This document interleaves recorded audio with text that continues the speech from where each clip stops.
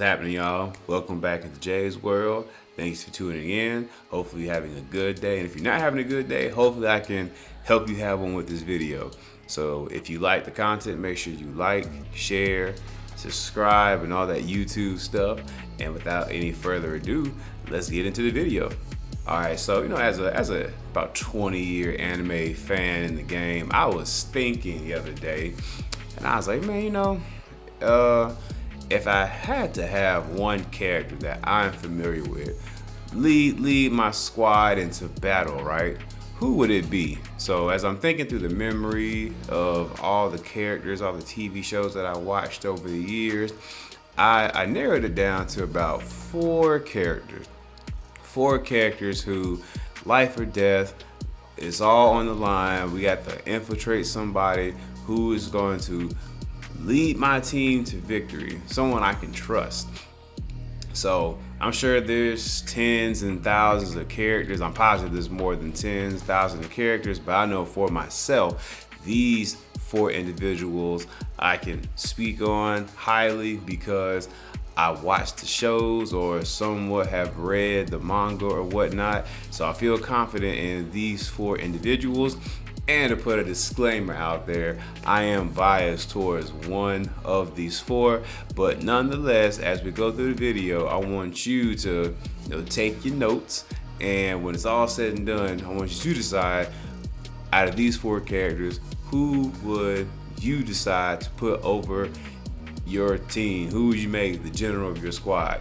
So we're gonna start with the top four, well, my top four, I would say, and let's get into it. Alright, so number one, we're gonna start with Lelouch of the Rebellion from Code Geass. So whether you call him Lelouch v Britannia, Lelouch Lamperouge, or Zero, he's number one on the list. And as I'm putting this order together, it's not like 1, 2, 3, 4 as far as like power or ranking. I'm just throwing them out there in no particular order. So number one, again with Lelouch. So if you haven't watched Code Geass, I would highly recommend that you go watch it. I finished it like a few months ago, and it bolted to the top of my list as far as top anime. So if you haven't watched Code Geass, your boy Jay recommends it. Go check it out. So if you don't know anything about Code Zero, it's about a teenager, high school, named Lelouch, who was a part of the Holy Britannia Empire, and then his father killed his mother, tried to kill him and his sister, so they got away. So he already has a grudge against the Holy Britannian army. So one day he gets caught up in some mess and he's getting ready to get killed, and then some girl named C2 gives him the power of Geass, which is a visual technique, and he can control people if he can get them to look into his eyes. So with that power, he goes forth to conquer the Britannian Empire and ultimately rid the world of like ruling powers to bring peace into the world. And he does this by what he calls the Zero Requiem. So he creates this whole alter ego of Zero, and he's creating wars, he's killing Britannians, primarily his brother and sisters, and he's going to war with them.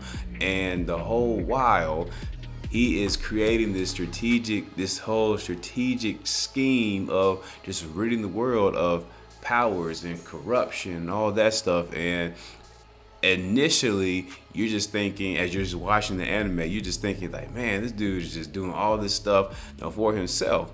But he mentions a lot throughout the anime that he's doing this for his sister.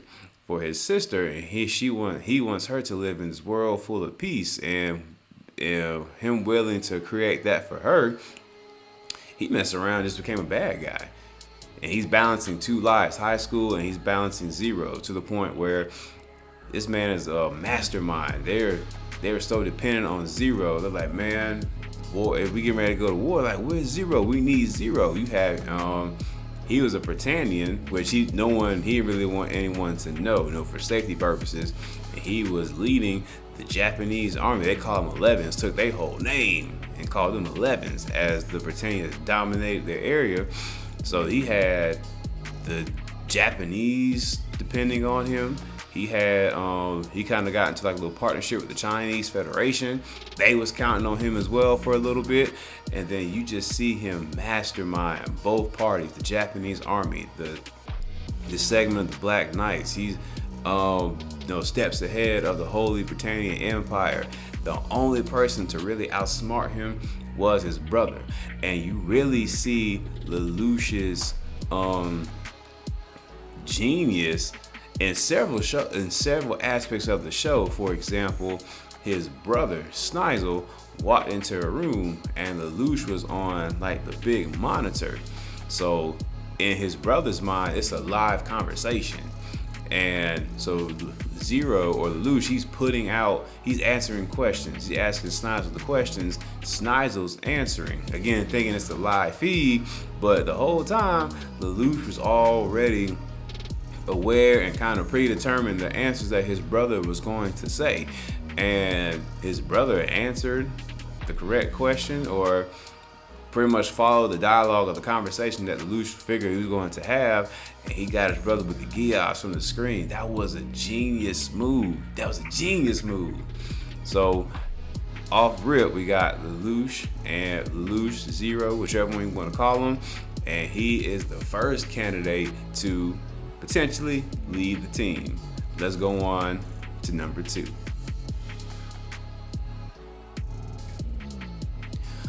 Alright, so number 2, for the most part, everyone's fairly familiar.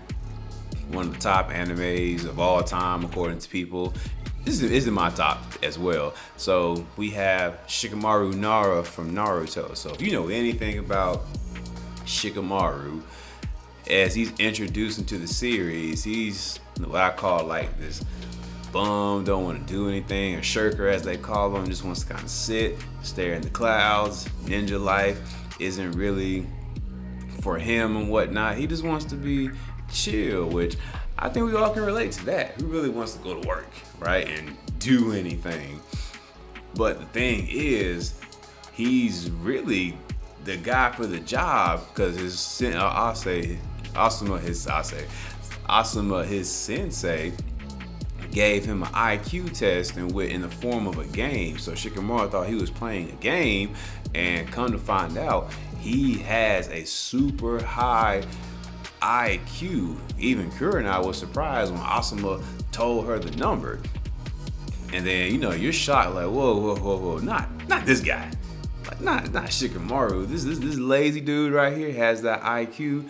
Man, okay. And then you see it translate to battle. And the very first time that we see his IQ come into play was during the tuning exam, when he fought that ninja who's throwing bells at him. And pretty much he tricked into a game of chicken, caught her with the shadow possession jutsu, walked towards the wall, through I think it was the ninja star, if I'm not mistaken, maybe the kunai, and ducked backwards. While he was good, she bonked her head on the wall, knocked herself out. And then he said along the lines of, a wise shinobi maps the physical layout of the battlefield and never lose his position on the field. That was cold. Man, that was cold. But again, you just see Shikamaru's smarts. Not with Mike now. You see Shikamaru's smarts right there. And then another aspect was the second part of the tuning exams, where he's battling Tamari, and he uses that hole in the ground to catch her up, bring her in, and then has the mind enough to say, you know what, can't win this, and forfeits the match, which was a smart move. He didn't have any chakra left.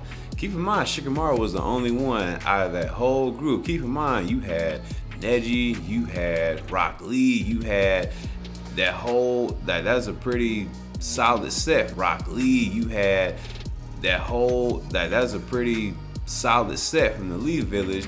And Shikamaru, not being the most powerful, but being the most fit to lead a group, was the only one to become a chunin. So keep that in mind as well. And then you kind of see Shikamaru later down the line Matter of fact, Shikamaru could say something that a lot of people, especially in the Jonin world, can't say. He took out an Akatsuki member. And if you want to be technical, he took out Akatsuki members because he was the one that put that whole plan into action. So Shikamaru, he got some solid wins under his belt.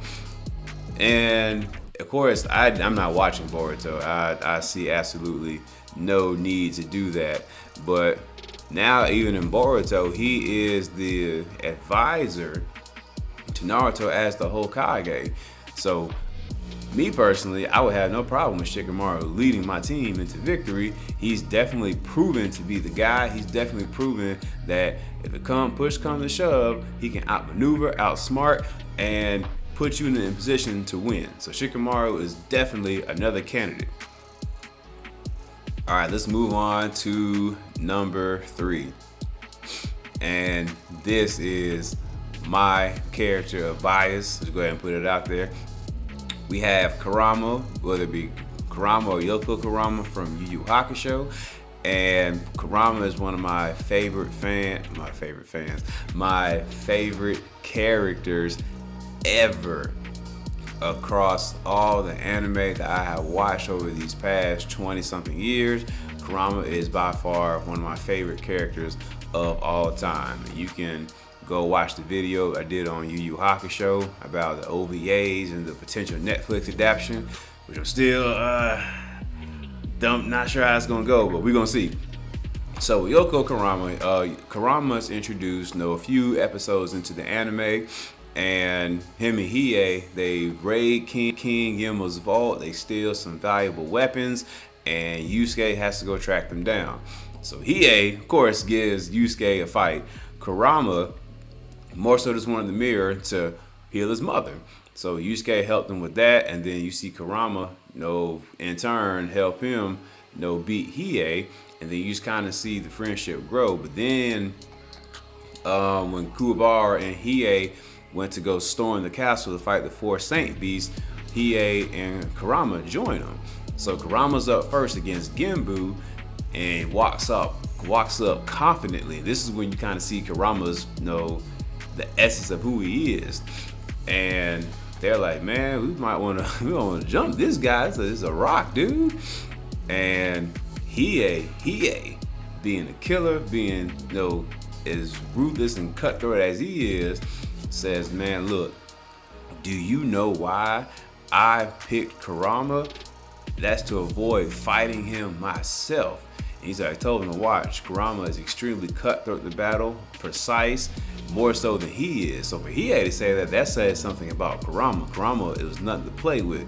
So you clearly see the battle side of Karama and what he can do. And then throughout the series, you just see the wit of Karama as he operates. For example, when he was fighting the psychic guy, I forgot his name, his classmate. And he suggested the game that they start off with letter sounds, and they get each sound's getting cut off during the time limit. And you just see Karama, when old dude goes to the bathroom, he done spread the room with plants. He done took the key from old boy, and he done messed around and made my man laugh. And he thought about that on the fly. So that's one instance that you see Karama just outsmart his competition. Another instance is, my favorite one, is when they was tracking down Sensui in the cave. So Elder Toguro, he consumed that psychic, and he had the ability to read minds. So Karama was already aware that it was him, because he said, I smelled your stench from the cave. So cleared his mind, went straight on impulse, Rose Whip, took my man's skull off, and we don't find this out till later, but as he was taking the skull off, he done implanted the seed for the sinning tree. They already knew it was Elder Toguro. Hit him with the smoke screen, the catalyst, let the sinning tree take effect, and then you just see the dust clear. He beat Elder Toguro, and he planned all those steps ahead. Matter of fact, Elder Toguro was like, you regained your poise calm, which allows you to outwit your foes. But he thought because I could read your mind, that's actually going to be your undoing. You even had Karama say on one occasion, like, why do I feel like our smartest fighter is about to do something extremely stupid? So Karama is well noted, to be smart, cutthroat, intelligence, and one of the coldest lines Karama made was when you see an instance of his smarts as well when he was fighting Roto, a little low class demon, but he had the potential to kill his mom, so he threw a pebble at him, hit him in the face, and the death plant seed hit his chest, and he was just biding time. So after it was growing, he caught him up, told him about the death plant, how it's gonna happen. He said, once I let it go, you're gone. And started to walk off, and Roto was like, surely Karama, you believe in mercy. Turned around to him with the coldest, no. No, I don't. And then death is on Roto from there. And then you see during the Three Kings saga, Yomi went to personally recruit Karama, even though the roles were reversed, where Karama was leading the charge, back in the earlier years. Now Yomi was leading it, but Yomi put the utmost faith in Karama. He knew what Karama was capable of, and Karama went and got fighters, trained them up, was building the army, killed the previous general of Yomi's army, and all the while, battling his battle with, am I gonna be Karama? Am I gonna be Yoko? Like, so you just see Karama in several instances show how cold he was, how calculating he was. So again, back to my bias, if I had to pick someone to lead my team, it would be Karama. Whether it be Karama, whether it be Yoko, does not matter to me. Getting down to the last one, make sure you hit like, share, and subscribe if you're enjoying the video thus far. So the last one it comes from an anime that I feel doesn't get enough credit. Because I remember I was in Walmart about a month and a half ago, and this lady had on a Death Note shirt. And I was like, yo, that's a dope shirt. And she's like, oh, thank you. People think I'm a weirdo, or they don't think Death Note was a good show. Death Note was an awesome show. I think it was one of the first darker animes that I watched. So it was a good show. So coming from that show, we have Light Yagami. So about Death Note, you have a typical high school kid like Yagami, genius, smart, and all that stuff. And on his way home, he finds this book called Death Note, which was purposely dropped by the Shinigami or whatnot. So he picks up the Death Note, and he starts learning about it. He meets I think Farouk was his name, if I'm not mistaken, and he learns that if you write names in this Death Note, the name of the person written in the Death Note, the person dies. Right? So then, of course, he learns the intricacies of it, how to write certain things or whatnot, certain ways for it to happen. And then you just see Light go from like this typical high school kid, with a strong sense of justice, trying to rid the world of evil, and he just becomes maniacal, psychotic, takes on the moniker of Kira, and just goes on a killing spree. And you just see Light's intelligence. Like one instance where they was, pretty much the heat was on him. He was a suspect. They were trying to have like an idea that he was doing something wrong. So they done bugged my man's room, had cameras in there, and he was aware that they had cameras. So he done slid the Death Note into like his chip bag while he's doing his homework. So they thinking he in there eating chips or popcorn, whatever it was. Meanwhile, he going ham in the Death Note. Write names. And they like, man, he ain't doing nothing. He just doing his homework like a kid should be. Meanwhile, he just write names. So that was one instance to where you see Light's pre-planning. Another one was they was really, putting the heat on him. He was a suspect or whatnot, so he had to get rid of the Death Note for a minute, so he can kind of like clear his name in a sense. So he set it up to where he was going to get rid of the Death Note, his memories were gonna fade. That's one of the things, like once you have the death note and once you write upon it, I think it said you can't go to neither heaven or hell, and you lose your memory if you are separated from the death note. So he got rid of the death note and he was kind of living his life as is, but he set it up so perfectly that he got the death note right in the spot where he wanted it. And you know, that crazy face of like when he got it, and I think he was on an airplane or a car, something like some mode of transportation when he got the death note back, and it all came full circle. He picked up right where he left off, but he planned it that way. Again, you just see how cold this dude was. And then he was rolling with some girl. I forgot the girl's name. It's been a while since I watched it, but he basically took that girl out on some slick stuff with her getting hit by a truck, if I'm not mistaken. So then Light got to the point where he was trying to kill, I forgot who it was, but he done put like a death note in his watch. He didn't get to use it. I think he met his match at that time. But so you had Light, Yagami, and personally, I wouldn't want Light leading the charge because he might mess around and take me out. And then the death note if I say something wrong to him. So he probably the last person on the list that I would want to lead my team. So we all have 4 great leaders to choose from. Each of them really has a special ability that they can manipulate, all strong, all intelligent, all capable of leading your team to victory. So I want you to go into the comment section and let me know, out of these 4, who you picking? Who are you rolling with, and tell me why. If none of these 4 are for you, who would you pick? Who would you pick? And put that to the comment section for me. I look forward to interacting, having a conversation with you guys.